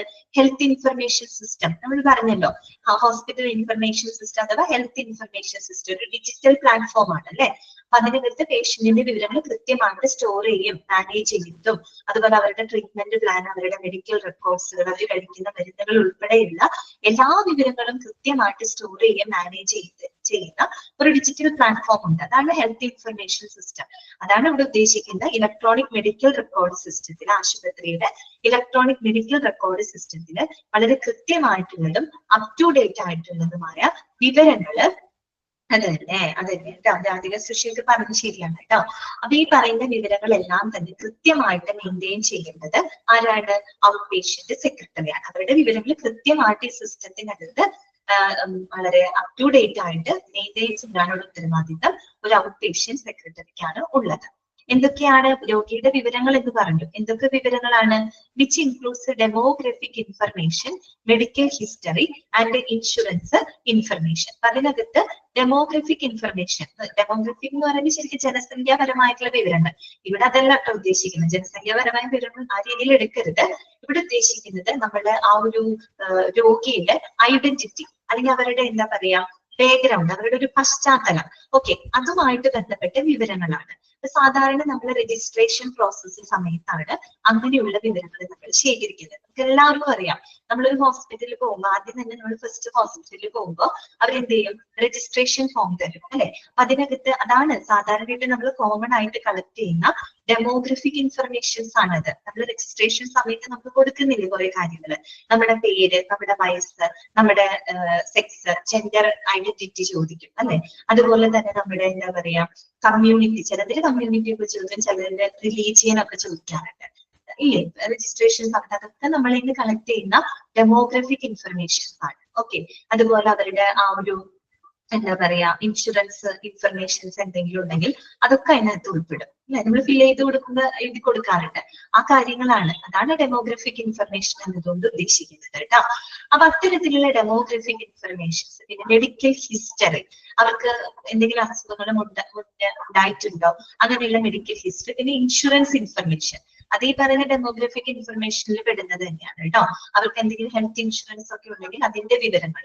അപ്പൊ അത്തരം വിവരങ്ങൾ, അങ്ങനെയുള്ള വിവരങ്ങളെല്ലാം തന്നെ ഇലക്ട്രോണിക് മെഡിക്കൽ റെക്കോർഡ് സിസ്റ്റത്തിൽ കൃത്യമായിട്ടും അപ് ടു ഡേറ്റ് ആയിട്ടും മെയിൻറ്റെയിൻ ചെയ്യാനുള്ള ഉത്തരവാദിത്തമാക്കാനുള്ളത് ഔട്ട് പേഷ്യന്റ് സെക്രട്ടറിക്കാണുള്ളത്. അതാണ് അവിടെ മാനേജിങ് പേഷ്യന്റ് ഇൻഫർമേഷൻ എന്നതുകൊണ്ട് ഉദ്ദേശിക്കുന്നത്. ക്ലിയർ ആണല്ലോ? അടുത്തത് കേട്ടോ, അഞ്ചാമത്തെ പോയിന്റ് ഇതാണ്, പ്രോസസിങ് മെഡിക്കൽ റെക്കോർഡ്സ്. മെഡിക്കൽ റെക്കോർഡ്സുകൾ പ്രോസസ് ചെയ്യാം. ഇതാണ് അവിടെ ഉദ്ദേശിക്കുന്നത്. Out patient secretary processes request for the medical records. അതുപോലെ makes sure that patient confidentiality is kept and releases medical records to authorized individuals. അതായത് ഈ പറയുന്ന രോഗികളുടെ മെഡിക്കൽ റെക്കോർഡ്സിന് വേണ്ടിയിട്ടുള്ള റിക്വസ്റ്റുകൾ പ്രോസസ്സ് ചെയ്യുന്നതും ആര് തന്നെയാണ്? ഒരു ഔട്ട് പേഷ്യന്റ് സെക്രട്ടറിയാണ്. മനസ്സിലായോ? അതായത് രോഗികളുടെ മെഡിക്കൽ റെക്കോർഡ്സിന് വേണ്ടിയിട്ടുള്ള റിക്വസ്റ്റുകൾ പ്രോസസ്സ് ചെയ്യുന്നതും ഒരു ഔട്ട് പേഷ്യന്റ് സെക്രട്ടറിയുടെ റെസ്പോൺസിബിലിറ്റിയാണ്. അങ്ങനെ പ്രോസസ്സ് ചെയ്യുന്ന സമയത്ത് make sure that patient confidentiality is kept. നേരത്തെ പറഞ്ഞില്ലേ, പേഷ്യന്റിന്റെ സ്വകാര്യത അവിടെ ഉറപ്പുവരുത്തണം. ഓക്കെ, അത് പേഷ്യന്റിന്റെ റൈറ്റ് ആണ്. അവരുടെ കോൺഫിഡൻഷ്യാലിറ്റി കെപ്റ്റ് ചെയ്തുകൊണ്ട് വേണം നമ്മൾ എന്ത് ചെയ്യാനായിട്ട്? അവരുടെ മെഡിക്കൽ റെക്കോർഡ്സുകൾ പ്രോസസ് ചെയ്യാനായിട്ട്. അത് മാത്രമല്ല, and releases the medical records to the authorised individuals. ഈ പറയുന്ന ഓതറൈസ്ഡ് ആയിട്ടുള്ള, അതായത് അധികാരപ്പെട്ട ഇൻഡിവിജ്വൽസിന് രോഗികളുടെ മെഡിക്കൽ റെക്കോർഡ്സ് റിലീസ് ചെയ്യേണ്ടതും ആരുടെ ഉത്തരവാദിത്തം തന്നെയാണ്? ഔട്ട് പേഷ്യന്റ് സെക്രട്ടറിയുടെ. അതായത് ഓതറൈസ്ഡ് ഇൻഡിവിജ്വൽസിലേക്ക് മെഡിക്കൽ റെക്കോർഡ് റിലീസ് ചെയ്യാന്ന് പറഞ്ഞാൽ, ഇപ്പൊ ഒരു രോഗിയെ സംബന്ധിച്ച് അയാളുടെ മെഡിക്കൽ റെക്കോർഡ് കാണാനുള്ള അവകാശം അയാൾക്കുണ്ട്, ആ രോഗിക്കുണ്ട്, അല്ലെങ്കിൽ ആ രോഗിയുമായിട്ട് ബന്ധപ്പെട്ട അവരുടെ ഫാമിലി മെമ്പേഴ്സ്, ഓക്കെ, ആ ഫാമിലി മെമ്പേഴ്സിന് അദ്ദേഹത്തിന്റെ മെഡിക്കൽ റെക്കോർഡ് എന്താ പറയാ കാണാനുള്ള അല്ലെങ്കിൽ അത് അറിയാനുള്ള അവകാശം അവർക്കുണ്ട്. അതുപോലെ ഇപ്പൊ ഇൻഷുറൻസ് കമ്പനി, ഇപ്പൊ ഒരു രോഗിയെ ഇൻഷുറൻസ് എടുത്തിട്ടുണ്ടെന്ന് വിചാരിക്കാം. അപ്പൊ ആ ഇൻഷുറൻസ് ക്ലെയിം ചെയ്യണമെങ്കിൽ ആ രോഗിയുടെ മെഡിക്കൽ റെക്കോർഡ്സ് ആർക്ക് കൊടുക്കേണ്ടതായിട്ട് വരും? ഇൻഷുറൻസ് കമ്പനിയിലേക്ക് ചിലപ്പോൾ നമുക്ക് റിലീസ് ചെയ്യേണ്ടതായിട്ട് വരും.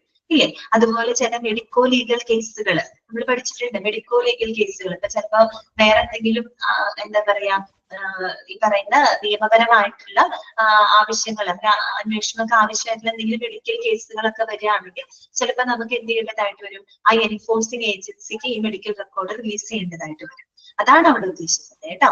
Releases medical records to the authorised individuals. Authorised ആയിട്ടുള്ള അധികാരപ്പെട്ട ഇൻഡിവിജ്വൽസിന് മെഡിക്കൽ റെക്കോർഡ്സ് റിലീസ് ചെയ്യാന്ന് പറഞ്ഞാൽ രോഗിക്ക് അയാളുടെ മെഡിക്കൽ റെക്കോർഡ്സ് റിലീസ് ചെയ്യാം, അയാളുടെ ഫാമിലി മെമ്പേഴ്സിലേക്ക് റിലീസ് ചെയ്യാം. അവരാണ് അവിടുത്തെ ഓതറൈസ്ഡ് ഇൻഡിവിജ്വൽസ്. പിന്നെ ഞാൻ പറഞ്ഞ പോലെ ഇൻഷുറൻസ് കമ്പനി ഇൻഷുറൻസ് എടുത്തിട്ടുണ്ടെങ്കിൽ അത് ക്ലെയിം ചെയ്യണമെങ്കിൽ ഇയാളുടെ മെഡിക്കൽ റെക്കോർഡ്സ് ചിലപ്പോൾ അവർക്ക് റിലീസ് ചെയ്യേണ്ടതായിട്ട് വരും. മെഡിക്കോ ലീഗൽ കേസുകളാണെങ്കിൽ ചിലപ്പോൾ ഈ പറയുന്ന പോലീസോ കോടതി അങ്ങനെയൊക്കെ വരികയാണെങ്കിൽ അവർക്കും ഈ പറയുന്ന രോഗിയുടെ മെഡിക്കൽ റെക്കോർഡ്സ് റിലീസ് ചെയ്യേണ്ടതായിട്ട് വരും. അതാണ് കേട്ടോ. മനസ്സിലായില്ലേ? അത് തന്നെ അങ്ങനെയുള്ള കേസുകൾ. അപ്പൊ അതിനുള്ള ഉത്തരവാദിത്വം ആർക്ക് തന്നെയാണ്? ഒരു ഔട്ട് പേഷ്യന്റ് സെക്രട്ടറിക്കാണ്. ക്ലിയർ ആണല്ലോ?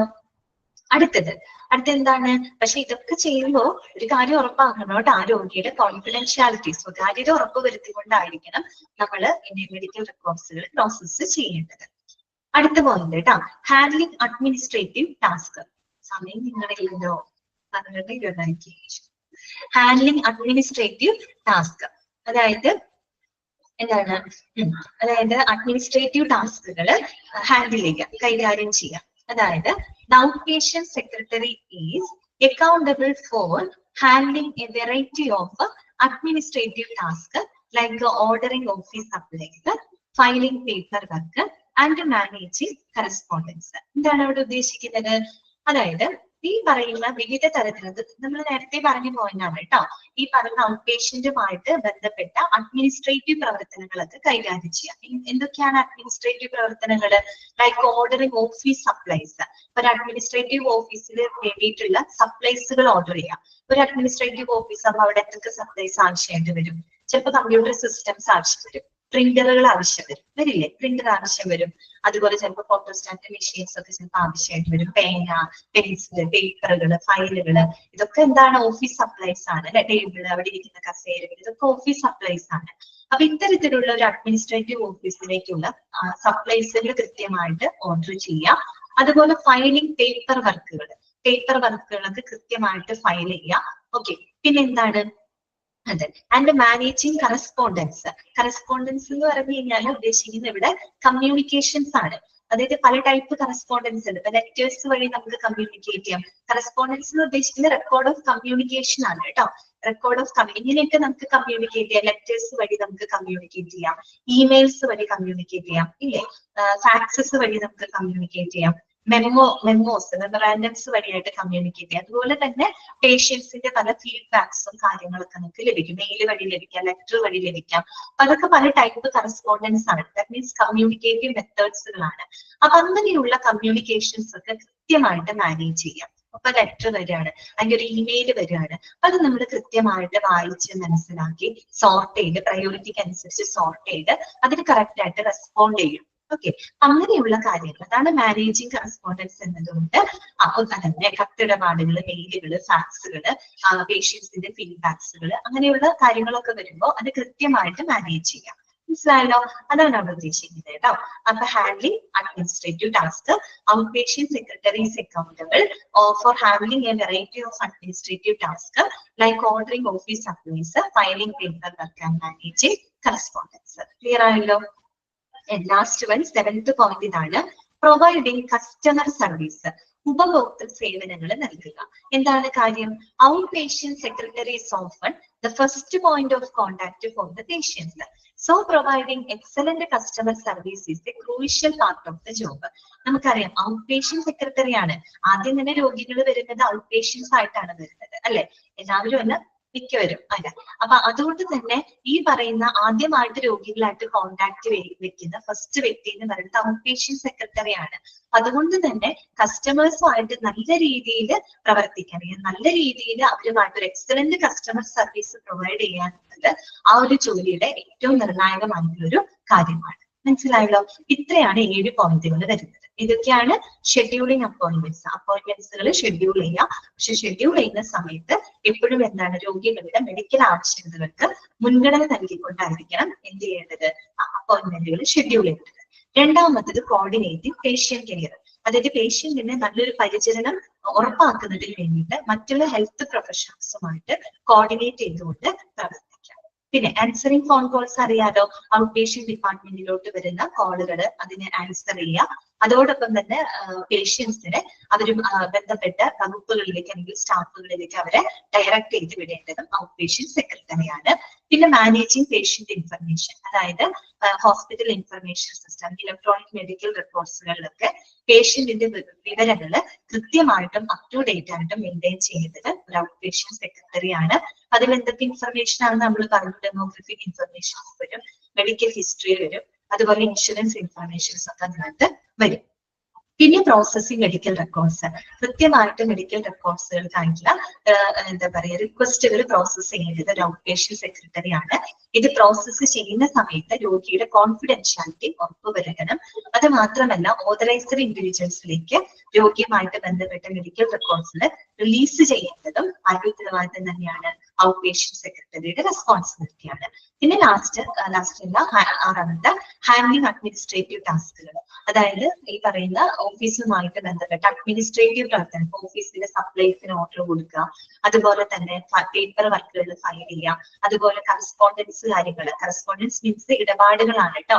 ലെറ്ററുകൾ വഴിയും ഇമെയിൽ വഴിയും ഫാക്സ് വഴിയും ഉണ്ടാകുന്ന ഒരു കമ്മ്യൂണിക്കേഷൻ ഇടപാടുകൾ അതെല്ലാം കൃത്യമായിട്ട് കൈകാര്യം ചെയ്യാം. Last and final one providing the customer service, ഉപഭോക്താക്കൾക്ക് നല്ല സേവനങ്ങൾ കൊടുക്കുക. കാര്യം ഇവരാണ് ആദ്യമായിട്ട് പേഷ്യന്റ് ആയിട്ട് കോൺടാക്ട് ചെയ്യുന്ന വ്യക്തികൾ, ഔട്ട് പേഷ്യന്റ് സെക്രട്ടറിയാണ്. സോ അവർക്ക് ഏറ്റവും എക്സലന്റ് ആയിട്ട് കസ്റ്റമർ സർവീസ് പ്രൊവൈഡ് ചെയ്യാനുള്ളതും ഇവരുടെ പ്രധാനപ്പെട്ട റെസ്പോൺസിബിലിറ്റിയാണ്. എന്താണ് പറയുന്നത്? Overall an outpatient secretary plays a key role in making sure that the outpatient department runs smoothly and efficiently and that patients obtain high quality care. ശരിക്കും പറഞ്ഞു കഴിഞ്ഞാല് ഒരു ഔട്ട് പേഷ്യന്റ് കാര്യങ്ങൾ വളരെ എന്താ പറയുക ഡിപ്പാർട്ട്മെന്റിൽ ഔട്ട് പേഷ്യന്റ് ഡിപ്പാർട്ട്മെന്റിലെ കാര്യങ്ങൾ വളരെ സുഗമമായിട്ടും വളരെ സ്മൂത്ത് ആയിട്ടും എഫിഷ്യന്റ് ആയിട്ടും റൺ ചെയ്യുന്നതിൽ പ്രധാനപ്പെട്ട പങ്ക് വഹിക്കുന്ന ഒരു വ്യക്തി തന്നെയാണ് ഔട്ട് പേഷ്യന്റ് സെക്രട്ടറി, അല്ലെ? അപ്പൊ അതുകൊണ്ട് തന്നെ അത്തരം ജോലികൾക്ക് എന്തൊക്കെ സ്കില്ലുകൾ ആവശ്യമായിട്ട് വരും? സ്ട്രോങ് ഓർഗനൈസേഷണൽ സ്കിൽസ്, അല്ലെ? എല്ലാവരെയും നല്ല രീതിയിൽ കോർഡിനേറ്റ് ചെയ്ത് ഒരു സംഘാടന കഴിവുണ്ടായിരിക്കണം, അല്ലെ? ഒരു ഓർഗനൈസേഷൻ സ്കിൽസ് ഉണ്ടായിരിക്കണം. അറ്റൻഷൻ ടു ഡീറ്റെയിൽസ്, ഇപ്പൊ എന്തെങ്കിലും കാര്യങ്ങൾ വരുമ്പോൾ അതിൽ കൃത്യമായിട്ടൊരു ശ്രദ്ധ ചെലുത്താനുള്ള ഒരു എന്താ പറയുക സ്കിൽ ഉണ്ടായിരിക്കണം. And excellent communication skills are necessary for the success in this role. അതിനേക്കാൾ ഉപരി ഉപരിന്നല്ല ഇതിനോടൊപ്പം തന്നെ നല്ലൊരു കമ്മ്യൂണിക്കേഷൻ സ്കില്ലും ഉണ്ടായിരിക്കണം, അല്ലെ? ഇത്തരം അതായത് നല്ലൊരു ഓർഗനൈസേഷൻ സ്കിൽ ഉണ്ടായിരിക്കണം, അതുപോലെ കമ്മ്യൂണിക്കേഷൻ സ്കില്ലുകളും, പിന്നെ കാര്യങ്ങൾ വന്നു കഴിഞ്ഞാൽ അതിനെ നല്ല രീതിയിൽ ശ്രദ്ധാപൂർവ്വം ഹാൻഡിൽ ചെയ്യാനുള്ള ഒരു കഴിവൊക്കെ ഈ ഒരു റോളിൽ ഉണ്ടായിരിക്കും. മനസ്സിലായല്ലോ? ഇനി ഇത്രയും മതി കേട്ടോ. നമുക്ക് അടുത്ത ക്ലാസ്സിൽ പറയാം. ഞാനൊന്ന് അൺമ്യൂട്ട് ചെയ്യാണ്. എന്തെങ്കിലും സംശയം ഇന്നത്തെ ക്ലാസ്സിൽ ഉണ്ടെങ്കിൽ ചോദിച്ചോട്ടോ. എടുത്ത പോയിന്റുകളിൽ ഏതെങ്കിലും പോയിന്റുകൾ ചോദിച്ചു. പറഞ്ഞോ. ഏതാണ്? Community relations.